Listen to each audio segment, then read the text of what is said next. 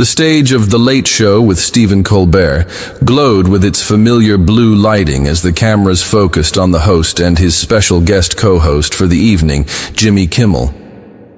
The unusual pairing of late-night titans had been heavily promoted as a ratings event, two of television's most politically outspoken comedians joining forces for what CBS had billed as a no-holds-barred conversation on America's political divide.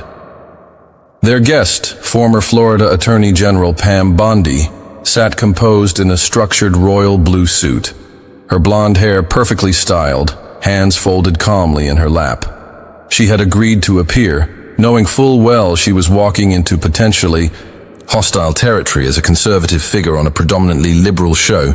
"So, Pam Bondi," Colbert began, leaning forward with his trademark smirk, "Trump's favorite legal defender. The woman who never met a corporate donor she didn't like while serving as Florida's Attorney General." Kimmel jumped in without missing a beat. "And now you're claiming to be some kind of ethics expert? That's like me claiming to be a fitness guru." He gestured to his midsection as the audience erupted in laughter. "It's quite the career trajectory," Colbert continued. "From taking donations from Trump while declining to investigate Trump University complaints in Florida, to now lecturing Americans about government integrity. Tell me, does cognitive dissonance physically hurt, or do you just not feel it anymore?" The studio audience roared with approval, many standing and applauding the direct attack. The camera caught several audience members pointing at Bondi, their faces animated with disdain. This wasn't just an interview. It was shaping up to be a public humiliation broadcast to millions. But as the laughter subsided and the camera panned back to Bondi, something unexpected happened. Rather than appearing defensive or rattled, she maintained perfect composure, a slight smile playing at the corner of her lips.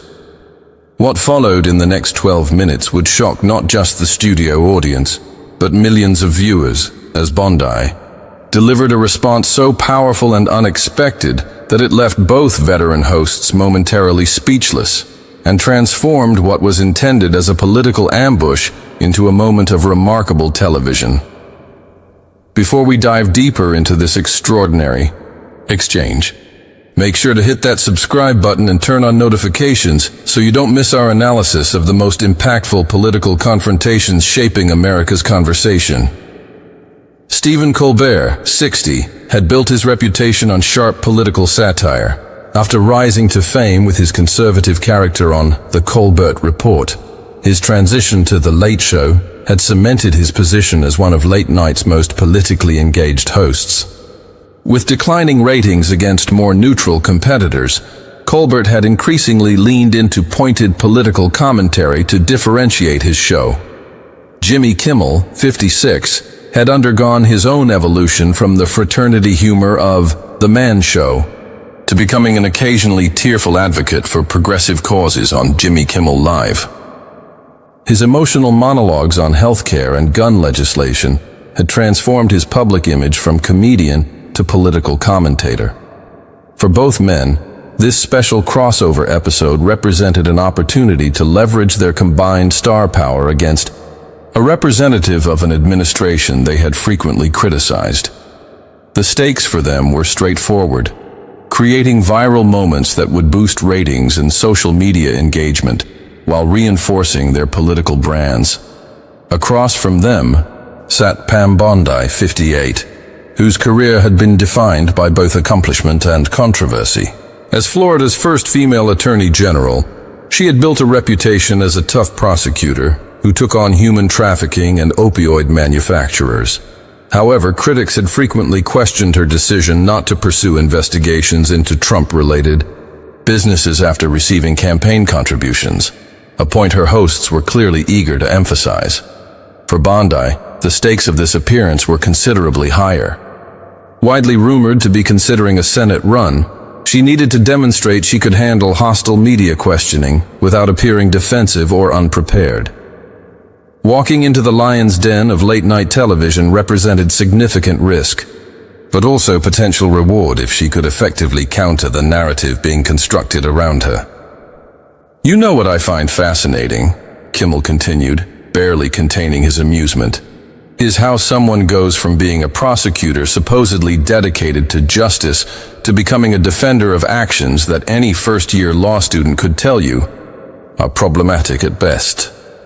Problematic is generous, Colbert interjected. But I'm curious, Ms. Bondi, given your legal background, at what point did you decide that partisan loyalty trumps legal principle? Was there a specific moment, or was it a gradual process? The question was framed as intellectual curiosity, but the underlying accusation was clear.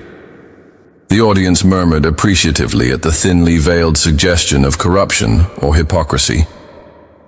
Bondi uncrossed and recrossed her legs, the only visible indication that she recognized the gravity of the moment. The double teaming by two of television's most skilled communicators would have intimidated most political figures. Many would have responded with defensive talking points or counter-accusations. Instead, Bondi smiled slightly. Gentlemen, I understand the format here. You've prepared what you think are gotcha questions, and your audience is primed to laugh at whatever I say. Her voice was calm but carried a quiet authority that seemed to surprise both hosts. But I didn't come here for a mock trial where you've already determined the verdict. I came because I believe Americans deserve better than the caricatured versions of each other we've created. The response, measured but direct, caused a momentary shift in the studio's energy. A few audience members glanced at each other, unsure whether to continue the laughter or listen more attentively. That's a lovely sentiment, Colbert responded, recovering quickly. But it doesn't address the specific contradiction between your roles as a prosecutor and defender. I'd be happy to address specifics, Stephen, Bondi interrupted gently but firmly. But first, may I ask you both a question? The unusual reversal, a guest asking the hosts a question, created another ripple of uncertainty in the studio. After a moment's hesitation, Colbert nodded, curiosity momentarily overriding his planned approach. Do either of you believe that someone who holds different political views than yours must therefore be either stupid or corrupt? Is that your starting assumption? The directness of the question, delivered without hostility but with unmistakable challenge, created a palpable tension. The audience, primed for entertainment through conflict, instead found themselves witnessing the beginning of a conversation far different from what they had anticipated. I don't think everyone who disagrees with me is stupid or corrupt, Colbert responded, adjusting his glasses in a characteristic gesture. But specific actions raise specific concerns. Let's talk about Trump University and your decision not to investigate after receiving a donation. That looks a lot like... I'm glad you raised that specific example, Bondi interjected with unexpected eagerness, because it perfectly illustrates how narrative often overshadows fact in our political discourse. She leaned forward slightly, her posture shifting from defensive guest to authoritative prosecutor. The timeline that's been reported, and that you just repeated, suggests I received a donation and then made a decision based on that donation. The documented facts tell a different story. Bondi reached into a leather portfolio she had brought with her, something the producers had allowed, not realizing its significance. She extracted several documents with highlighted sections. My office received complaints about Trump University in 2013. The total number from Florida residents was fewer than 20, while New York had hundreds. Here's the intake report. She held up the first document. The standard protocol, which we followed with dozens of other cases, was to refer consumers to the state with the strongest nexus to the company for coordinated action, rather than duplicate efforts. She produced a second document. This is the referral letter to New York, dated 6 weeks before my campaign received any donation from any Trump-related entity. The decision had already been made through standard protocols applied to numerous similar situations. Kimmel, attempting to regain control of the narrative, jumped in. That's convenient timing, but it's documented timing, Jimmy. Bondi corrected firmly, but without hostility. And if we're talking about the appearance of conflicts, I'd be curious whether either of you disclosed to your viewers that both of your parent networks made significant contributions to political campaigns of officials who later appeared on your shows. Should viewers assume those friendly interviews were bought? The counterpoint landed with unexpected force. Both hosts appeared momentarily caught off guard by the specific allegation, particularly coming from a guest who was supposed to be on the defensive. Colbert recovered first. We're not elected officials with regulatory authority, Ms. Bondi.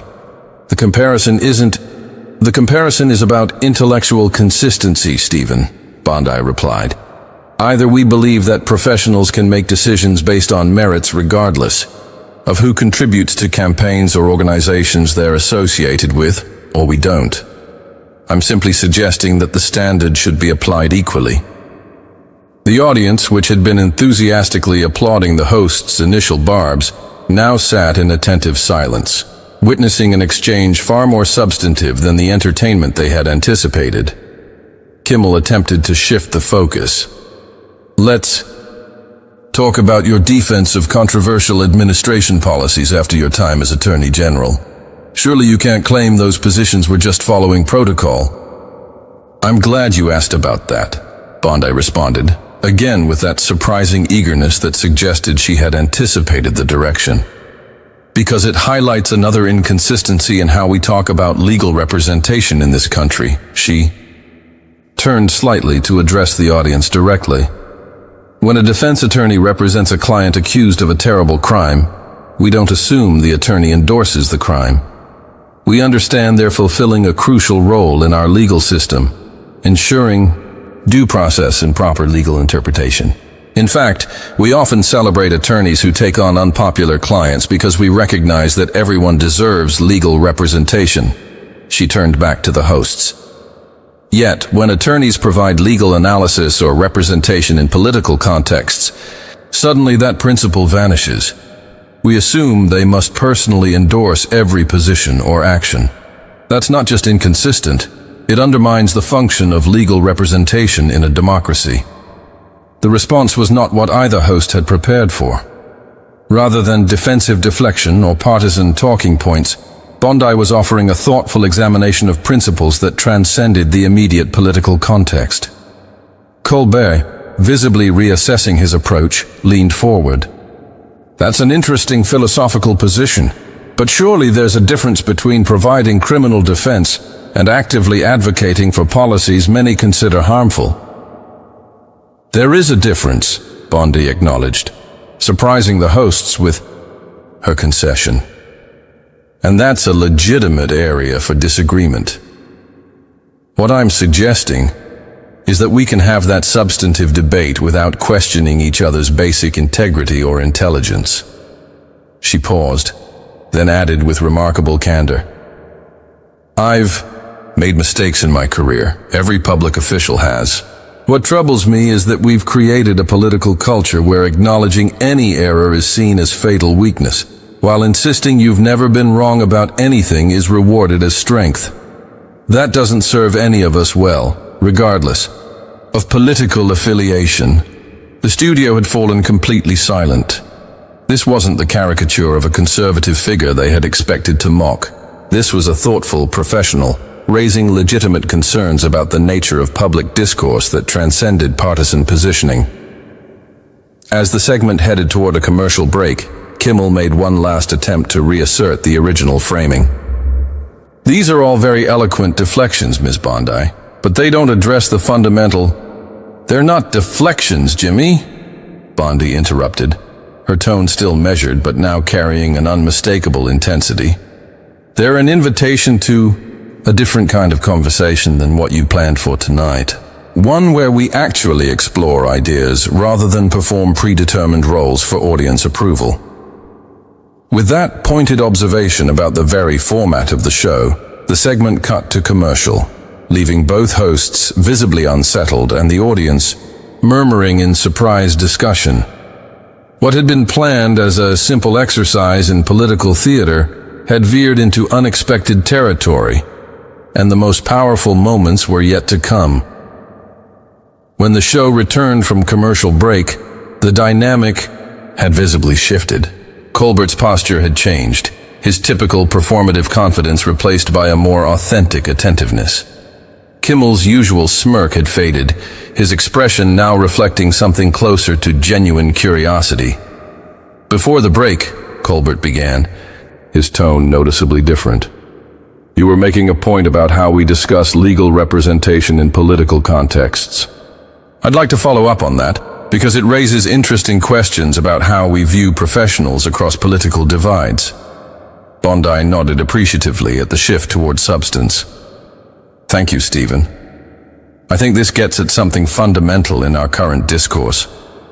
We've stopped believing that people across political divides can act with integrity or principle. We assume the worst possible motivations rather than engaging with their actual arguments." "But," Kimmel interjected, making one more attempt to return to the original plan, "certain positions seem objectively difficult to defend.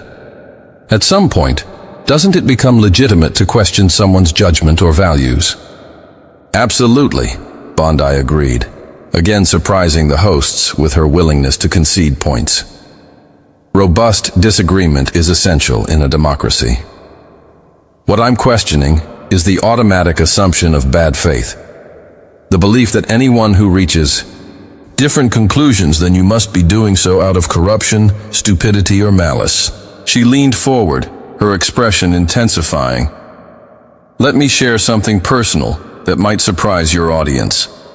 I grew up in a family of prosecutors and law enforcement officers.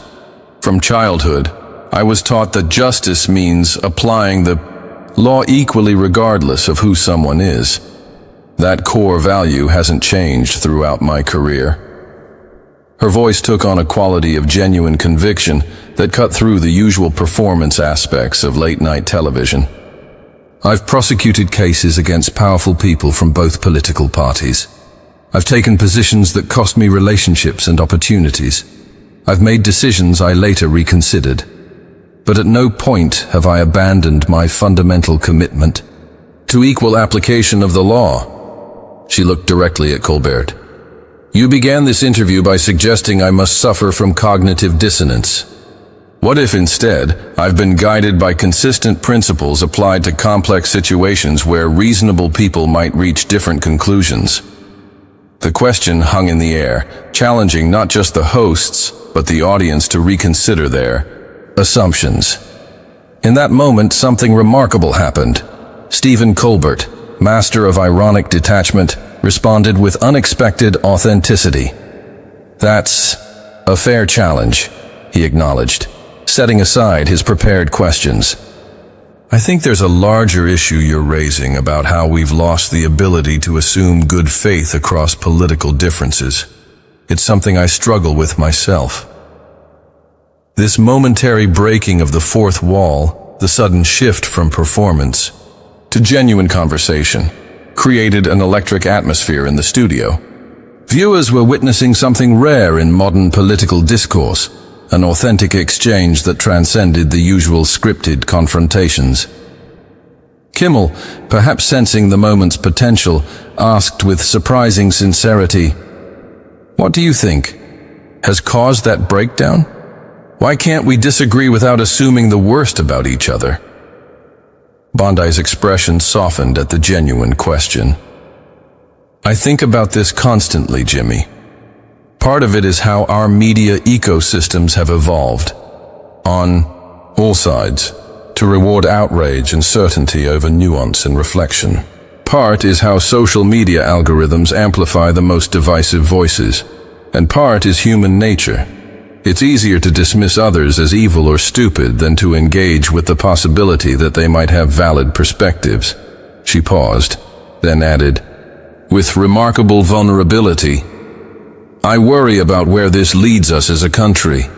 When we can no longer see each other as well-intentioned citizens who disagree, but only as enemies to be defeated, we undermine the foundations of democratic governance." The camera caught the faces of audience members who had arrived expecting to cheer the takedown of a conservative figure, but were now visibly moved by the unexpected authenticity of the exchange. Colbert, fully engaged now beyond the constraints, of his typical persona, asked the question that had likely been on his mind since Bondi's initial responses. "What made you decide to come on our show? You must have known the reception would be challenging." Bondi smiled, a genuine smile rather than the practiced expression of a political figure. "I came precisely because it would be challenging. Because I believe we need more direct engagement across political divisions, not less. The easiest path is always to speak only to those who already agree with you." She gestured toward the audience. "Some people here probably arrived expecting to see me humiliated or exposed. Some might have hoped I'd reinforce their preconceptions about conservatives. Instead, I hoped we might demonstrate that it's still possible to have difficult conversations with respect and authenticity." Looking directly into the camera, she addressed the broader television audience. "We can disagree passionately about policies and priorities. That's the essence of democracy. But if we lose the ability to see the basic humanity and sincerity in those with whom we disagree, we lose something essential to who we are as Americans." The studio fell completely silent, not the awkward silence of a failed joke, but the profound quiet of an audience absorbed in unexpected reflection. Even the production staff stood motionless behind the cameras, captivated by the rare moment of unscripted authenticity on a show typically defined by carefully constructed segments. Colbert, who had begun the interview with mockery, now looked at Bondi with unmistakable respect. "I think you've given us all something important to consider." He turned to Kimmel. "I'm not sure this is the conversation we planned to have tonight, but it might be the one we needed." Kimmel nodded, his typical sardonic expression replaced by thoughtful consideration. "It's certainly not what I expected." He turned to Bondi. "And I mean that as a genuine compliment." The audience, sensing the significance of what they had witnessed, broke into spontaneous applause, not the partisan approval they had offered earlier, but recognition of a moment of authentic connection that had transcended political divisions. As the segment concluded, the camera caught an unexpected sight. Colbert, the master of political satire, briefly wiping what appeared to be moisture from his eye before extending his hand to Bondi in a gesture of genuine respect rather than the perfunctory handshake that typically ended interviews. What had begun as an attempt to mock and dismiss had transformed into something far more meaningful, a rare moment of genuine human connection across America's deepening political divide. The impact of the unexpected exchange between Pam Bondi, Stephen Colbert, and Jimmy Kimmel extended far beyond the initial broadcast. Within hours, clips of the conversation had gone viral across social media platforms, generating millions of views and thousands of comments that reflected the profound impact of witnessing authentic dialogue across political divides. The hashtag #AskBondiMoment began trending nationally, with viewers from across the political spectrum sharing their reactions. What made the online response particularly notable was its departure from the typical partisan framing. Instead of the usual tribal, responses' comments reflected genuine reflection about the state of American discourse. "I came ready to laugh at another conservative takedown," wrote one self-identified progressive viewer, "and instead found myself questioning how I engage with people I disagree with. That wasn't what I expected from late-night TV." Another viewer commented, "Haven't voted Republican in 20 years, but Bondi's point about assuming bad faith really hit home. Maybe we've all contributed to this problem, regardless of our politics." Media analysts quickly recognized the significance of what had transpired. What made the Bondi-Colbert-Kimmel exchange so powerful wasn't agreement on policy issues. They still fundamentally disagree, noted a prominent cultural critic. What made it remarkable was the willingness of all three to step outside their predetermined roles and engage as authentic human beings rather than political caricatures. For Colbert and Kimmel, the aftermath brought both praise and criticism. Some viewers expressed disappointment that the hosts hadn't pursued their original confrontational approach, while others applauded their willingness to adapt when presented with unexpected substance.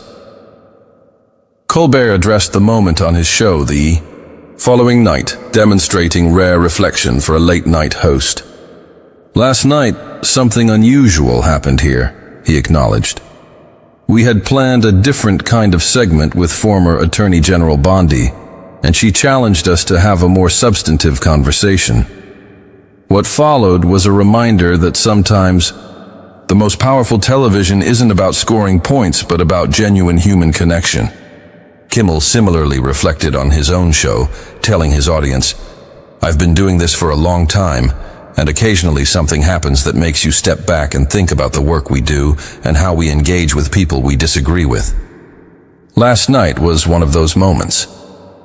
For Bondi, the appearance transformed her public image in ways that transcended typical political calculations. While it didn't erase policy disagreements, it established her as a thoughtful figure, capable of engaging across political divides with both principle and respect, qualities increasingly rare in America's polarized landscape. Political strategists noted that Bondi had accomplished something remarkable. Rather than trying to win the immediate argument, she had changed the nature of the conversation itself. "This wasn't just effective communication," observed a veteran political consultant. "It was a masterclass in reframing a hostile situation into an opportunity for meaningful engagement." Beyond the immediate participants, the exchange sparked wider conversations about the state of public discourse. University communication departments reported using clips from the segment in classes on rhetoric and political communication. Community organizations focused on bridging partisan divides saw increased interest in their programs. Perhaps most significantly, the moment provided a glimpse of what political conversation could look like beyond the constraints of performance and predetermined narratives. In an era when most political exchanges were exercises in talking past each other to activate partisan responses, the Bondi-Colbert-Kimmel conversation demonstrated the power of authenticity to transcend those limitations. 3 weeks after the appearance, Bondi was invited to participate in a public forum on restoring civil discourse with figures from across the political spectrum. In her opening remarks, she captured why the late-night moment had resonated so deeply. "We've created a culture where performance has replaced persuasion, where the goal is no longer to engage, but to dominate. Breaking free of those patterns, even momentarily, feels revolutionary because it reminds us of our shared humanity beneath our political differences." As the media cycle eventually moved on to new controversies, something of the exchange's impact remained in the cultural conversation. A reminder that even in America's most divided era, authentic human connection could occasionally transcend the battle lines of partisan politics. Not because anyone abandoned their principles or positions, but because they momentarily set aside the performative aspects of political engagement to connect as people rather than as representatives of opposing ideologies. In a political climate increasingly defined by dehumanization of opponents, the unexpected authenticity of a conservative former attorney general and 2 progressive late-night hosts had offered a glimpse of a different possibility, one where disagreement didn't require dismissal, and where recognizing someone's humanity didn't mean surrendering your own convictions. If you found this analysis of the remarkable exchange between Pam Bondi, Stephen Colbert, and Jimmy Kimmel insightful, please like and subscribe for more in-depth coverage of pivotal moments in America's political conversation. Share your thoughts in the comments.